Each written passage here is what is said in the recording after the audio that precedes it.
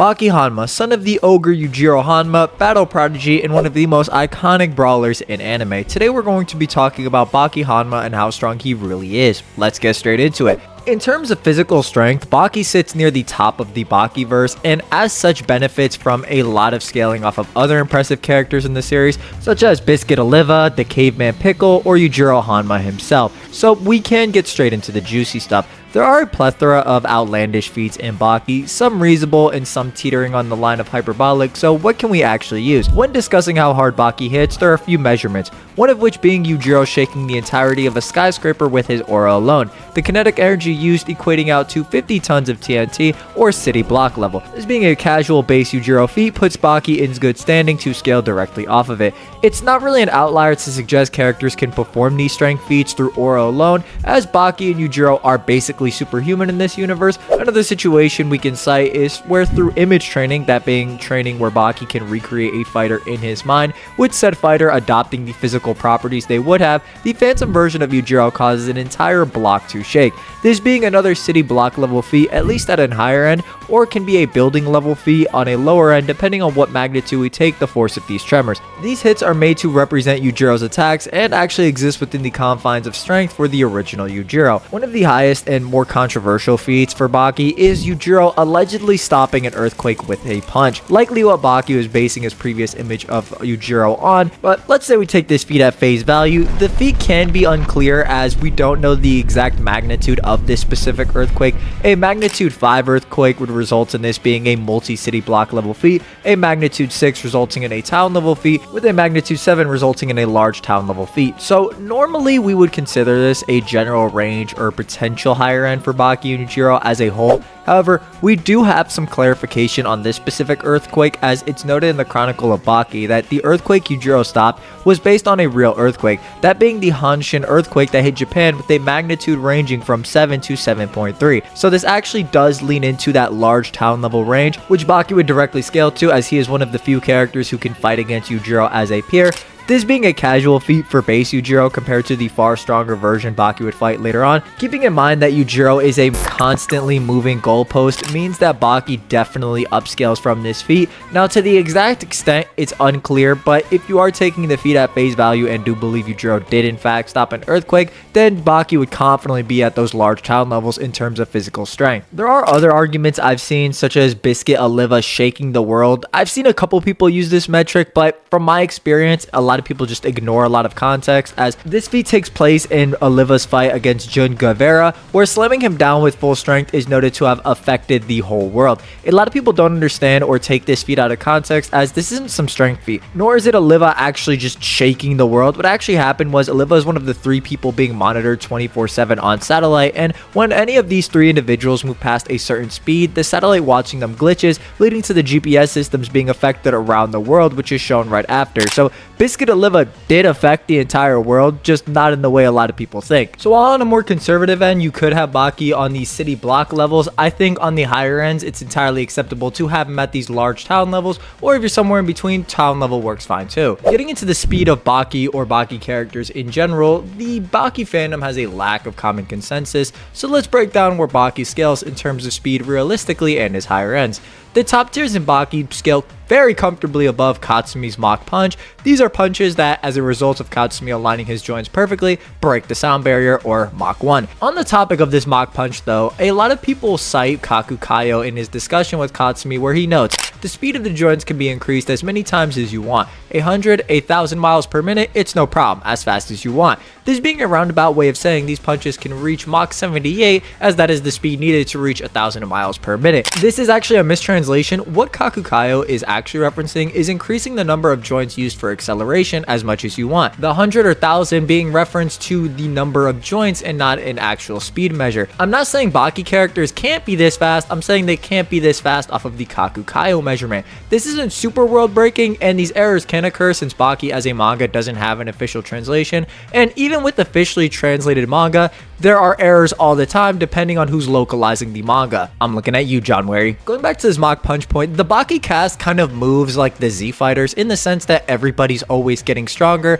and this is a very early feat for Baki characters and Katsumi as a whole, meaning that this is a very conservative feat and that a lot of characters are vastly beyond it. This makes it so when you have feats such as Yujiro catching an arrow before it actually leaves its quiver at point blank range, entire feat coming out between Mach 6 and 7, or you have feats such as Yujiro blitzing an entire police squadron that was watching him several dozen meters away, coming out to Mach 37.5, at least basing this off the average human eye that takes 1/220th of a second to perceive an image. This is all to say we don't really suffer from incredulity when considering these feats due to how early Mach 1 is as a benchmark, this obviously being very casual feats for base Yujiro, who Baki should scale to pretty confidently. Yujiro's higher stock being with him being believed he could dodge lightning itself. This type of feat can be a bit finicky to talk about since it's a big jump between the Mach 30 range to massively hypersonic to massively hypersonic plus, which is a pretty big range as that's where we get into that Mach 100 past Mach 1000 range. So I can understand people's issues with this. However, in considering this is strictly to the top of the verse, I think it's more acceptable considering how low the benchmark is, as like we established earlier, even as far back as grappler Baki, Katsumi is able to perform these feats. So I do think it is fair to use the lightning dodging metric, but I would consider this a much higher end for Yujiro, Baki, in the top tiers as a whole. This again being performed with Yujiro in base compared to demon back Yujiro, who Baki is able to fight against. This is probably the most consistent higher end for Baki speed wise.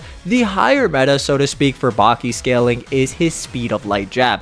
Baki himself claiming that his jab is faster than the speed of light, with the chapter synopsis statement directly noting it's a jab faster than light. This is one of those feature statements I see people push, but ignore every ounce of context surrounding it. Before I talk about the feat itself, I will say chapter statements are only really usable up to the chapter they're produced, with them being able to be debunked by future information, as they're set at the end of a volume as a bit of a hook for next week, which leads us into the next chapter, where it's made clear by a flashback with Yujiro and Baki. It's explained by Yujiro that fighters will name their attacks with ridiculous speed measurements such as like a lightning bolt or like Mach, which are nothing more than simple words to describe the speed of their technique, and actually nothing more than words to just describe the technique being fast and don't really amount to much. It's just that at a certain point in your martial arts training, these techniques will have that sort of effect to whoever you're fighting. The entire discussion finalizing with the jab being described as the fastest technique in modern martial arts, which segues us into Baki's jab. So to cap this off, I don't think the light speed Baki meta is that legitimate.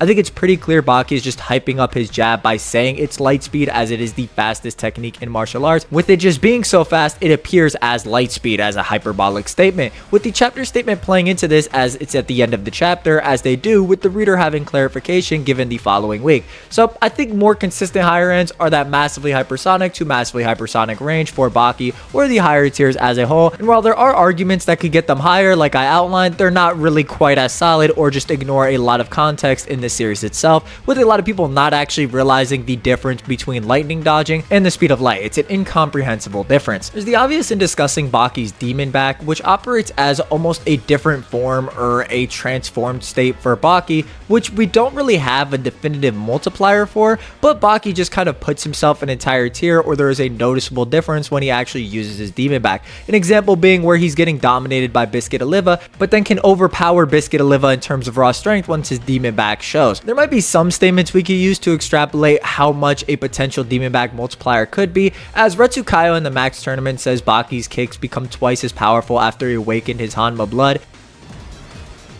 His kicks just doubled in force. To be clear, this isn't his demon back, this is just his blood or Hanma blood being awakened, but there's only really the English version of this fight that notes this, or the English localization of this fight. In the Japanese, Retsu just notes Baki's kicks are heavier after his Hanma blood awakens. So the demon back point can be kind of nebulous. The common consensus with the demon back is that 2 to 3 times seems to be a pretty fair range, considering, like we mentioned previously, it usually puts Baki over whoever was dominating him previously, so this does seem to be a pretty fair range for it. You would obviously be able to use this back to a lot of Baki's scaling and be able to increase it further depending on which feat you use, as again the demon back isn't into account. A lot of these feats are casual feats for base Yujiro, which Baki does scale to. Something to make this demon back discussion a little easier to digest is discussing Baki's use of endorphins. Endorphins, for those not aware, is a drug the brain secretes during times of extreme stress, boosting a person's physical parameters beyond what they are capable of normally. This being displayed in his first fight against Yujiro, and in this fight we actually do have a bit of a measurement for how much stronger this endorphin amp does give Baki. As Hanayama notes, he's twice as strong as I am. No, he's 4 times stronger than me. So if the endorphins are putting Baki in that 2 to 4 times stronger range in an instant, again, it makes the whole demon back discussion a lot easier to digest with these multipliers already kind of existing for lesser amps in the context of the series. Really just the Hanma bloodline on their own are really in their own class, as even though everybody can use this endorphin method, Baki is one of the few who can tap into it at will. So while I am making a lot of these points, I do want to just stress that this kind of is exclusive to Baki as a whole, or he's one of the few characters who can do that. Something attributed from his Hanma blood, which turns Baki into a superhuman almost, even fundamentally changing his organs such as his brain to look demonic in nature.